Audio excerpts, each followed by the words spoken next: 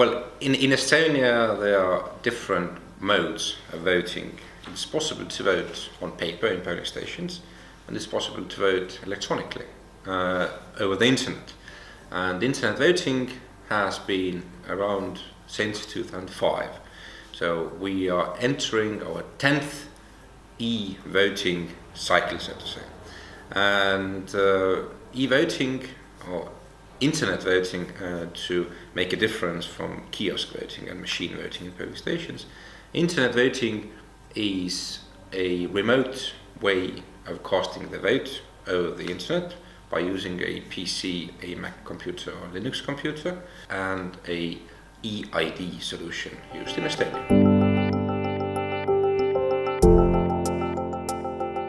Estonia was one of many countries who were piloting, testing and looking for all kinds of new different methods of voting.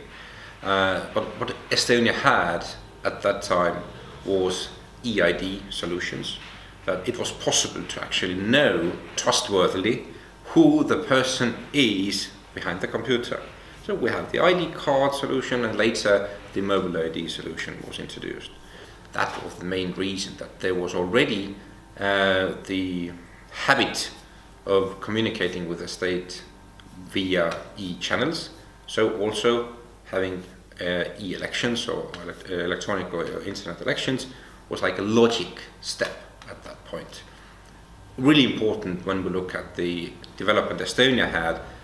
E-voting or electronic voting should never be the entry-level service or the first service that the government offers for like the wider electorate of the population. It should always be preceded by these all kinds of different ways of communicating with the state. In the Estonian case, e-tax declarations, for example, and so on and so on, so that it's a natural process of having just another channel of communicating for the citizen with the state.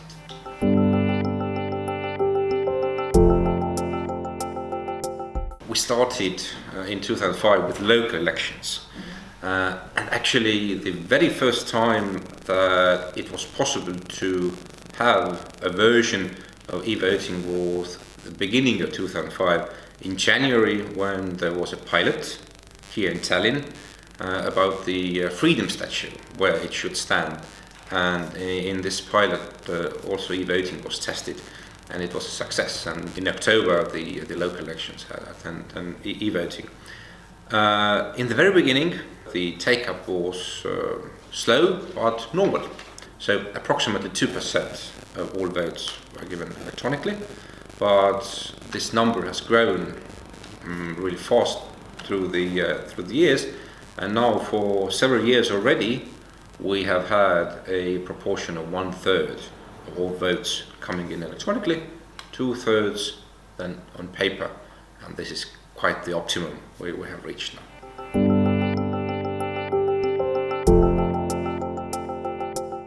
Really hard to say.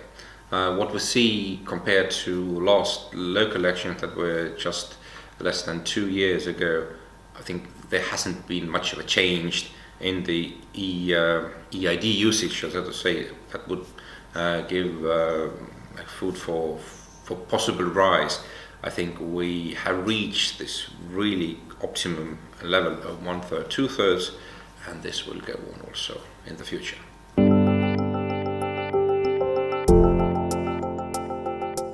In this time we have had internet voting more than 10 years now.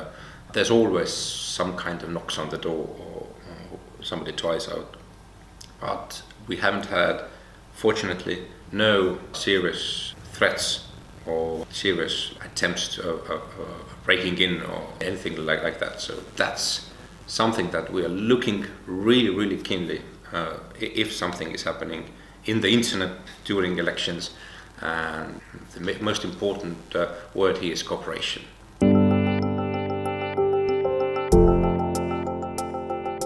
The smart device is a really important factor already in our system. We use the smart device, either a smartphone or an iPad, for example, or some kind of tablet, to individually verify the vote that was given in the voter's computer. So we are already using that channel, and having voting also in the same channel would be a problem in terms of individual verifiability. But we are looking into the question heavily already for years, actually, to be sure that all the technical and procedural risks are mitigated before we can also start using internet voting in smart devices. Up until that, we still can only have it in PCs and laptops. There have been talks, there have been reports in the European Parliament, for example, to offer or pave the way, so to say, also for other countries in using that mode of voting.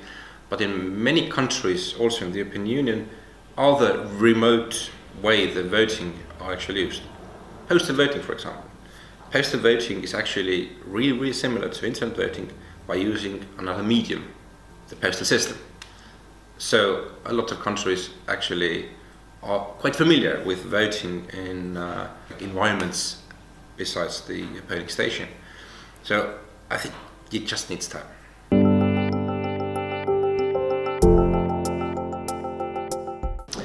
So this year the parliamentary election day is on March 3rd. It's election Sunday.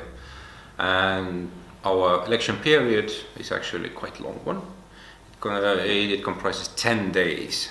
And 10 days before election day, on the 21st of February, we are starting with elections in the internet and also elections in the polling station. Well, first 4 days are in a limited number of polling stations in county centres, but then on the election week, starting on Monday, so the 25th until the 27th February, all of the polling stations are open, and also internet voting continues. And then on 27th, on the election week, Wednesday evening, both the advanced voting in polling stations and advanced voting electronically then end. And then we have a 3-day intermission where we consolidate data, check that everything is done correctly, and then on election day, only paper voting is possible in all 451 polling stations.